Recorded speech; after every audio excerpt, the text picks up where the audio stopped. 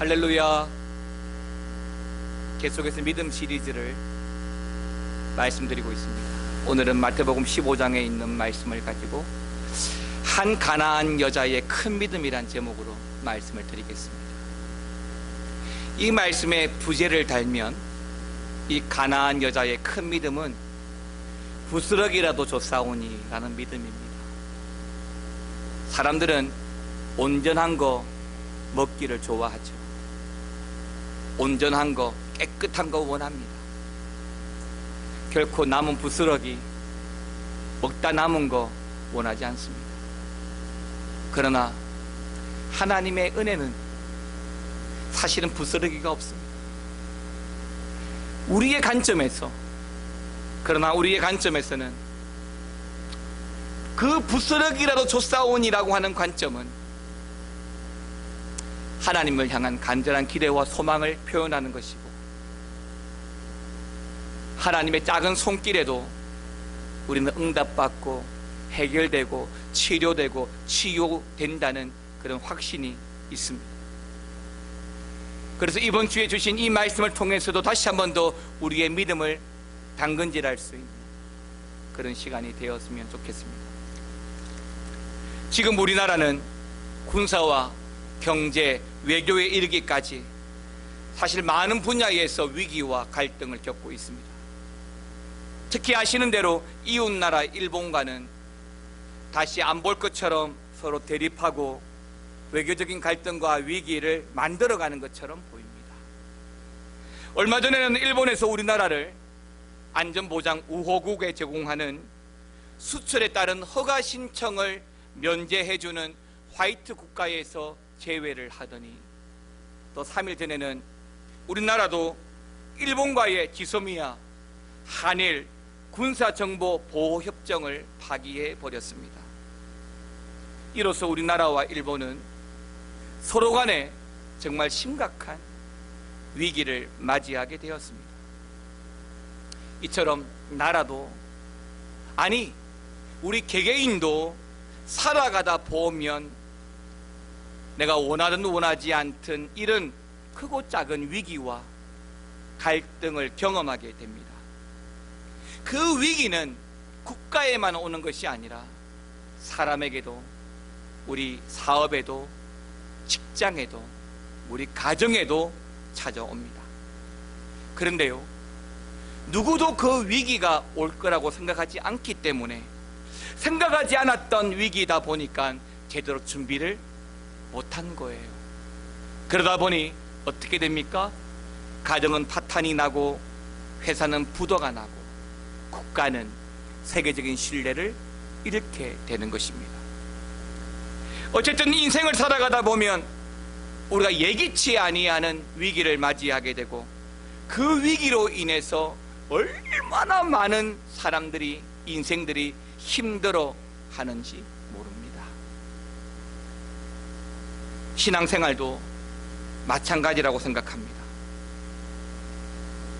아무런 문제가 없다면 더 열심히 신앙생활을 잘해갈 수 있을 것 같지만, 신앙생활 중에도 생각하지 않은 위기와 갈등의 만남으로 많은 성도들이 그 때문에 낙심하고 좌절하고 넘어지기도 합니다.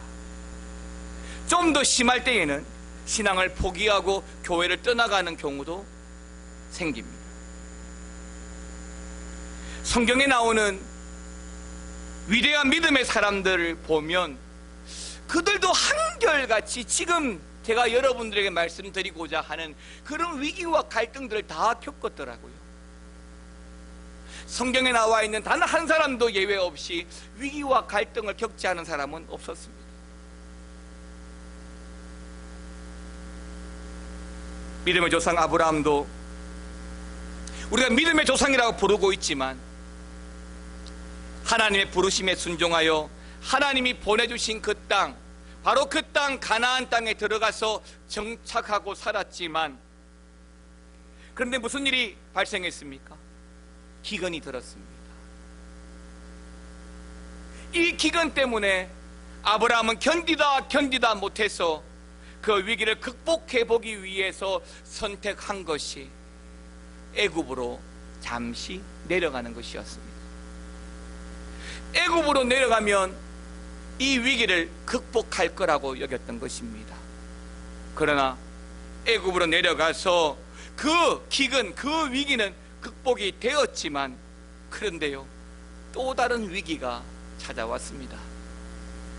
그것은 바로 그의 아내 사라로 인해서 그가 죽을 위기에 처하게 되었다는 것입니다. 창세기 12장 11절 13절에는 이 이야기를 다루고 있습니다. 결국 아브라함은 그 아내 사라를 아내가 아닌 누이라고 속여서 애굽의 바로가 자신의 아내 사라를 취하도록 방치하고, 믿음의 조상인 아브라함은 자신의 생명만 부지하려는 아주 지극히 개인주의적인 모습을 보여주고 있습니다. 사랑하는 성도 여러분, 창세기에 기록된 아브라함은 믿음의 조상입니다. 그 믿음의 조상으로서 얼마나 신실한 인생을 살았는지 창세기의 대부분은 그 아브라함에 대해서 조명해 주고 있습니다. 그래서 하나님께서 아브라함에게 주신 축복이 무엇입니까? 가는 곳곳마다 보고 고백할 수 있을 정도로 복의 근원이 되게 하셨습니다. 여러분들이 믿음으로 살려고 몸부림치고 노력하는데, 좀 예수 잘 믿어보려고 그렇게 노력하는데, 갑자기 생각하지도 못한 사건으로 인해서 내가 오해를 받거나 위기를 당하게 되면, 사실 우리 중에 누구라도 믿음이 흔들리지 않을 사람은 아무도 없을 겁니다. 성경에 나오는 모세는 어떻습니까? 애굽에 있다가 피신하여 숨어 지내는 모세를 굳이 하나님이 불러내었습니다.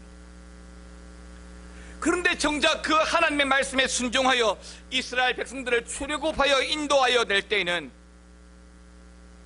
하나님이 다 알아서 해주셔야 되는 것이고, 그게 맞는데, 그럴 거라고 믿고 순종하여서 출애굽을 해왔는데, 생각하지 않았던 위기가 또 찾아옵니다. 바로의 반대에도 불구하고, 홍해까지 건너왔는데도 불구하고 생각지도 못한 먹고 마시는 문제 때문에 백성들이 들고 일어났습니다. 모세를 대적하고 애굽으로 돌아가자라고 말합니다. 모세의 지도력에 불만을 품기 시작합니다. 이런 오해와 모세를 향한 그 불신은 결국 모세와 백성들 사이를 이간질하고, 결국 모세라 할지라도 그 믿음이 흔들릴 수밖에 없는 그런 상황들이 계속해서 전개되어져 가는 거예요. 무려 40년 동안. 그런데 모세는 이상합니다. 흔들리지 않습니다. 위기는 있었습니다. 갈등도 있었습니다. 그럼에도 불구하고 모세는 그 상황 속에서도 흔들리지 않고 믿음으로 하나님을 바라봅니다. 사랑하는 성도 여러분, 신앙생활은 마라톤처럼 장거리 경주입니다. 단거리 선수들처럼 한 번에 하루 이틀 사이에 끝나는 게 신앙생활이 아닙니다.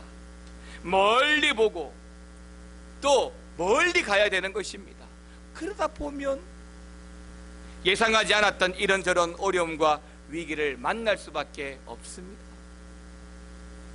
그 일로 인해서 넘어지기도 하고 주저앉는 일도 생기게 될 것입니다. 원망도 하고 불평할 만한 일도 생길 겁니다. 그러나 정말 중요한 것은 다시 일어설 수 있는 믿음의 사람이 되어야 한다는 것입니다.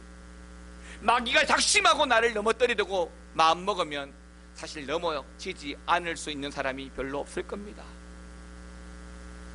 그러나 중요한 것은 작심한 그 마귀의 시험에 내가 걸려 넘어진다 하더라도 믿음의 사람은 다시 일어서야 된다는 것입니다. 오늘 본문에 보면 제가 여러분들에게 소개시켜주고 싶은 이 가나안 여자가 바로 그런 사람입니다. 이 가나안 여자는 바로 귀신에 들려있는 딸을 둔 엄마였습니다. 오늘 성경을 보면 이 본문의 배경이 바로 두로와 시돈입니다. 두로와 시돈은 해상무역으로 경제적으로 넉넉한 나라입니다. 이스라엘과는 국경을 맞대고 있는 곳이고요. 예수님께서 그날 이 두로와 시돈을 지나가고 있었습니다. 그런데 바로 여기서 예수님 역시도 갑자기 나타난 이 가나안 여자를 만나게 됩니다. 이 가나안 여자는 바로 이곳에서 조상 때부터 터를 잡고 살아온 토착 이방인입니다. 오늘 본문을 통해서 예수님과 이 가나안 여자의 만남, 그리고 예수님과의 대화를 보면 굉장히 이상한 점들을 우리가 발견할 수 있습니다. 정말 이 모습만 보면 정말 예수님이란 말인가 오해할 만한 사건들, 그리고 말씀들이 오고 가는 것을 보게 됩니다. 평소에는 그토록 자상하고 인자하고 사랑이 넘치는 예수님이신데, 오늘 본문 속에서 이 가나안 여자에게는 어쩜 그렇게 냉철하게 대하시고 고약한 말만 하시고 있는지 모르겠습니다. 그래서 오늘 우리는 예수님과 이 여자 사이에 어떤 대화가 오고 가고 있는지를 좀 주목할 필요가 있는 거죠. 본문은 이 여자에게는 딸이 하나 있는데, 그 딸이 귀신 들려 심각한 고통을 겪고 있다는 것입니다. 가나안 여자는 할례를 받지 못한 이방인입니다. 그래서 유대인들과는 상종 자체를 하지 않습니다. 그럼에도 불구하고 자기의 딸이 귀신이 들렸기 때문에 그 병을 고치기 위해서 예수님을 찾아왔던 것이죠. 그리고 지나가시는 예수님을 보고 막무가내로 부르며 소리를 질러 대었습니다. 어떻게 해요? 마태복음 15장 22절요. 같이 읽겠습니다. 가나안 여자가 그 지경에 나와서 소리 질러 이르되, 주 다윗의 자손이여 나를 불쌍히 여기소서, 내 딸이 중악하게 귀신 들렸나이다 하되.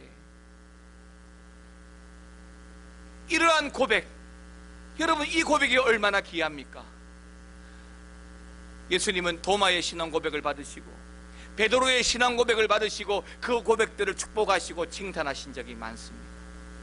그런데 여기 이 22절은 이 여인의 고백입니다. 주 다윗의 자손이여. 다시 말하면 당신은 우리의 주님이십니다. 당신은 우리가 지금까지 기다려온 메시아입니다 라고 하는 고백입니다. 그러면 보통 때 같으면 그래 내 믿음이 복되도다 라고 축복하셔야 될 텐데, 예수님께서 어떻게 하셨습니까? 이 말씀을 듣고도 어떻게 하셨습니까? 아무 일도 없었다는 듯이 묵묵부답이었습니다. 쉽게 말하면 그 여자를 무시한 것이지. 그렇다면 사랑이 많으신 예수님이 이방인인 백부장의 하인을 고치기 위해서 굳이 오시지 말라는데도 불구하고 직접 찾아가서 고쳐주시겠다고 하셨던 그 예수님이 왜 유독 이 가나안 여자에게만은 이렇게 무시하고 침묵하고 있는 걸까요? 예수님이 장난기가 많으셔서 이 가나안 여자가 어떻게 하나 한번 보고 싶어서 그러셨을까요? 아니면 정말 이 여자가 이방인이기 때문에 상종하지 않으려고 그러셨던 것일까요? 근데 맞습니다. 의미는 다르지만 예수님은 이 가나안 여자의 반응을 보고 싶었습니다. 정확하게 말하면 이 여자가 어떤 상황에서도 그 믿음이 변치 않는지를 보고 싶어 하셨던 것입니다. 옆에서 한참을 지켜보는 제자들까지도 이런 평소와 다른 예수님의 모습에 당황하면서도 계속해서 예수님과 자신을 귀찮게 하는 이 여자로 인해서 예수님께 간청을 하였습니다. 마태복음 15장 23절에 보게 되면 제자들이 와서 그 여자가 우리 뒤에서 소리를 지르니까 좀 보내소서, 그냥 치료하고 보내주십시오 라고 말합니다. 그런데 바로 그때 예수님께서 지나가는 소리입니다. 모든 사람이 들으라고 한 소리가 아닙니다. 그러나 그 여자에게는 들리게끔 이렇게 말씀하십니다. 24절입니다. 같이 읽겠습니다. 예수께서 대답하여 이르시되 나는 이스라엘 집에 잃어버린 양 외에는 다른 데로 보내심을 받지 아니하였노라 하시니. 여러분, 이 말이 무슨 말입니까?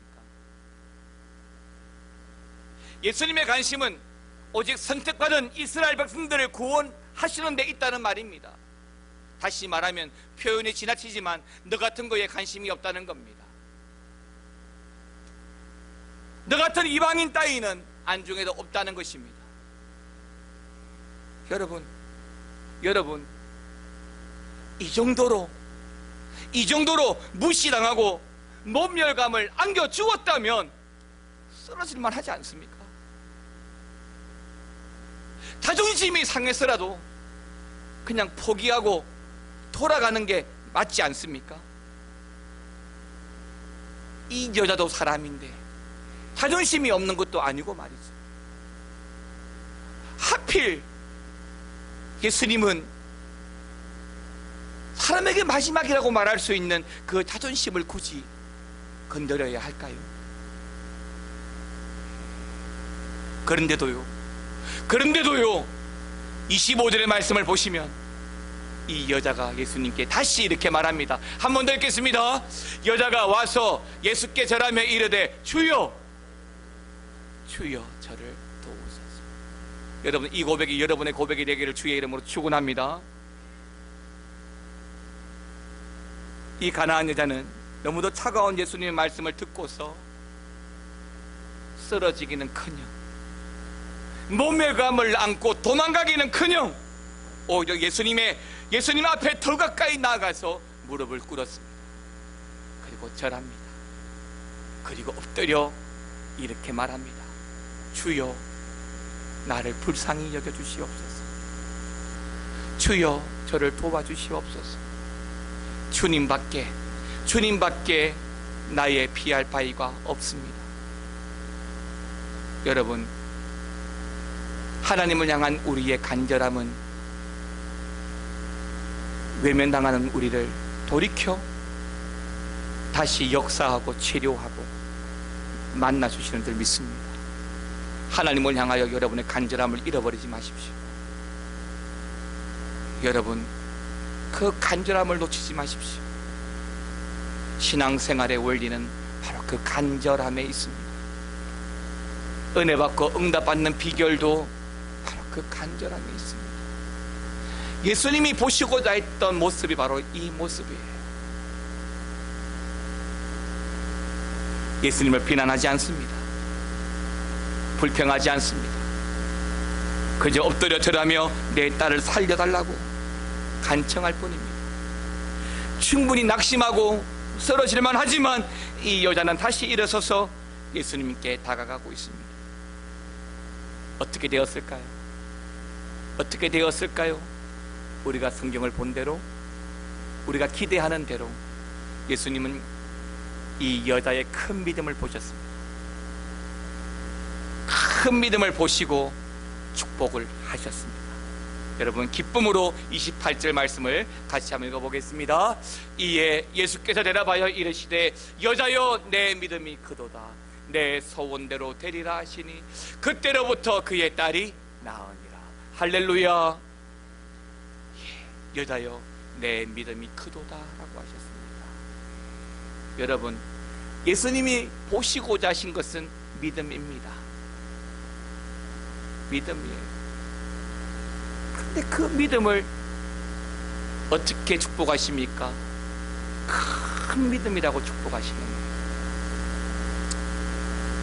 사랑하는 성도 여러분, 우리가 구원받고 천국 365번지 꼴등번지에 엉덩이 쳐박고 앉아도 감사하지만 기왕이면 하나님 주시는 귀한 멸류관 쓰고 천국에 입성해야 되지 않겠습니까?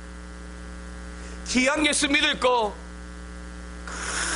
큰 믿음 갖고 신앙생활 해야 되지 않겠습니까? 오늘 본문의 이 가나안 여자가 이토록 큰 믿음이 될 수밖에 없었던 이유가 무엇일까요? 이제 그 이유를 함께 알아가겠습니다. 첫 번째는 이 여자는요, 목적이 분명합니다. 목적이. 세상 사람들은 참 열심히 살아갑니다. 정말 열심히 살아갑니다. 그렇게 안 살면 안 되니까요. 그러나 무조건 열심히 하는 것만이 중요한 것은 아닙니다. 그 열심히 하나님과 공동체를 위한 것이 아니라면 그 뜨거운 열심도 문제가 됩니다.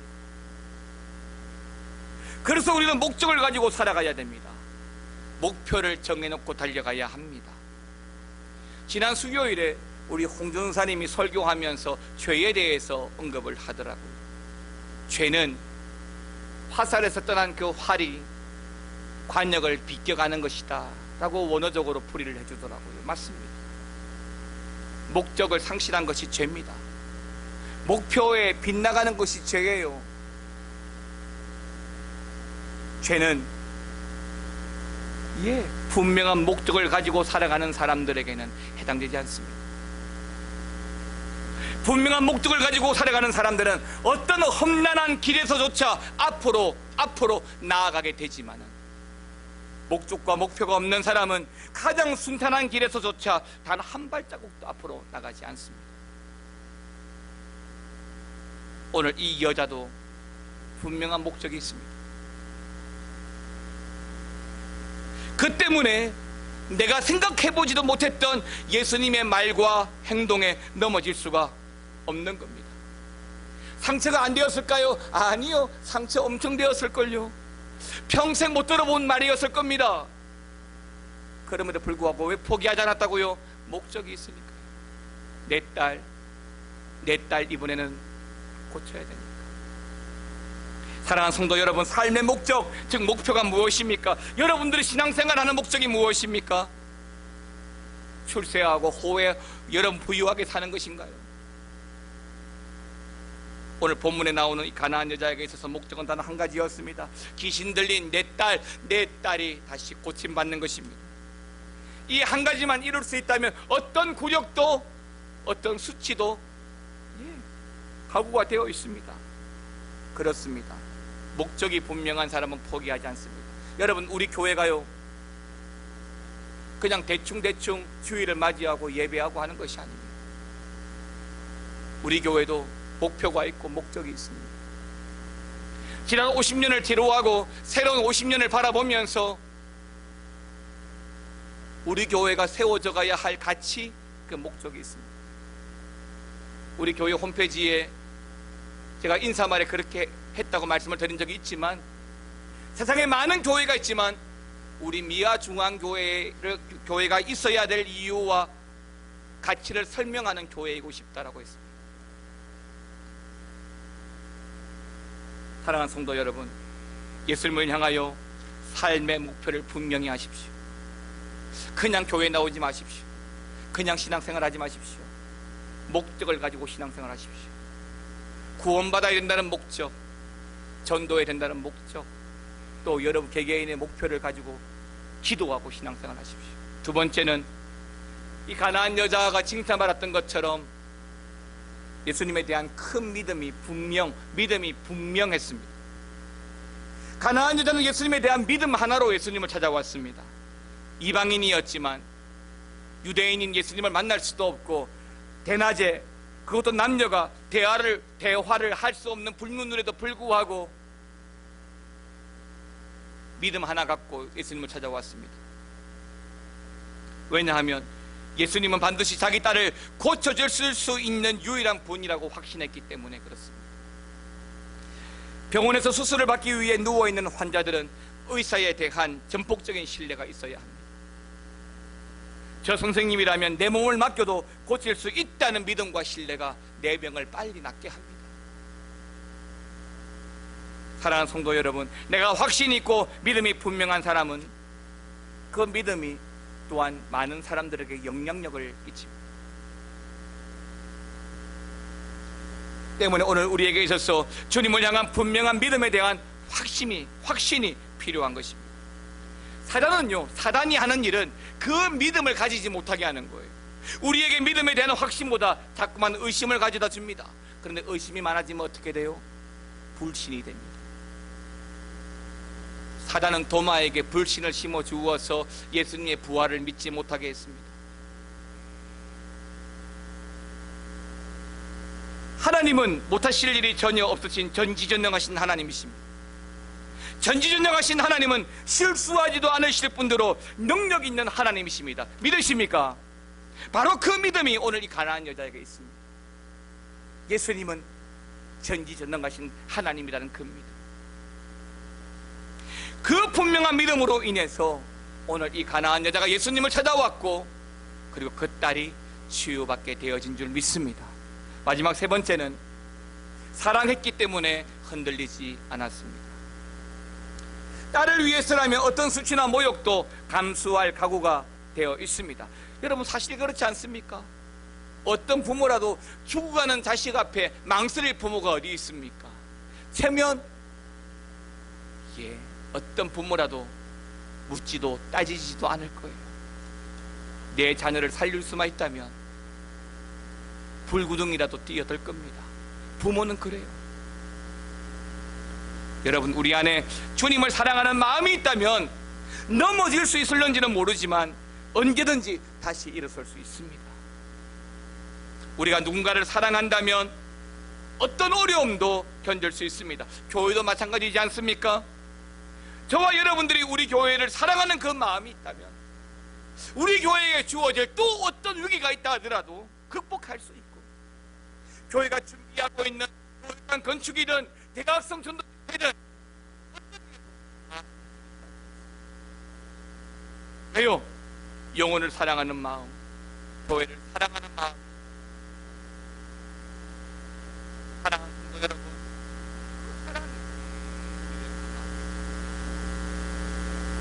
요한일서 4장 18절은 우리에게 이렇게 말씀하고 있습니다. 다시 한번 읽겠습니다. 사랑 안에 두려움이 없고 온전한 사랑이 두려움을 내쫓나. 두려움에는 형벌이 있습니다. 두려워하는 자는 사랑 안에서 온전히 이루지 못하였습니다. 두려움은 사랑 안에서 존재할 수가 없습니다. 사랑은 모든 것을 이기고 끝까지 참게 해주는 힘이 있습니다. 저는 여러분들이 하나님을 사랑하고 성도와 이웃을 사랑하고 마지막으로 교회를 사랑할 줄 아는 믿음의 사람들이 다 되시기를 주의 이름으로 축원합니다. 사랑하는 성도 여러분, 큰 믿음의 사람이 되는 것은 결코 쉽지만은 않습니다. 그러나 주님은 우리도 이 가나안 여자와 같은 큰 믿음을 갖기를 원하십니다. 주님을 향한 분명한 목표와 확실한 믿음, 더 나아가서 주님을 사랑하는 그 마음으로 신앙생활 하시고 어떠한 것에도 흔들리지 아니하고 큰 믿음으로 이 가나안 여자와 같이 큰 믿음으로 살아가는 저와 여러분이 되시기를 다시 한 번 더 주의 이름으로 축원합니다.